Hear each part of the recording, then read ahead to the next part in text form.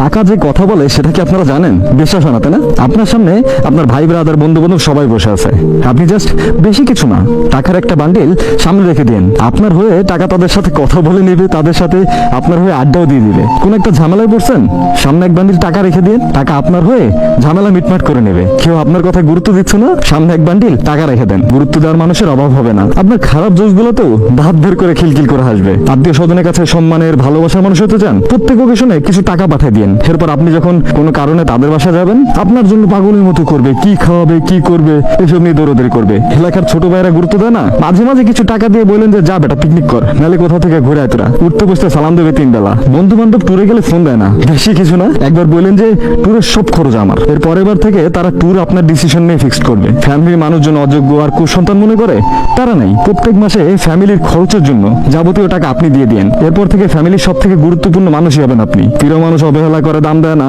বারবার ছেড়ে যেতে চায়। ব্যাংক ব্যালেন্স এই পরিমাণে বানান যেটা তার বাপ দাদা না বলে কেউ কখনো চোখেও দেখে নাই। শুধু মেয়ে না, মেয়ের পরিবারও আপনার ফ্যান হয়ে থাকবে। শ্বশুর বাড়ির মানুষজন সম্মান কম দেয়, তারা নাই। প্রত্যেক ওকে শুনে শ্বশুর বাড়ির গোষ্ঠীর সবার জন্য গিফট পাঠিয়ে দিন। শুধু সম্মান না, আর অনেক কিছু পাবেন। আর তাদের মেয়ে জীবনে কোনোদিন বড় গলায় কোনো কথাও বলবে না। টাকা দিয়ে 99.9% জিনিসই কেনা সম্ভব বা নিজের করে নেওয়া সম্ভব। এখন নিজেরাই বলেন টাকা কি কথা বলে?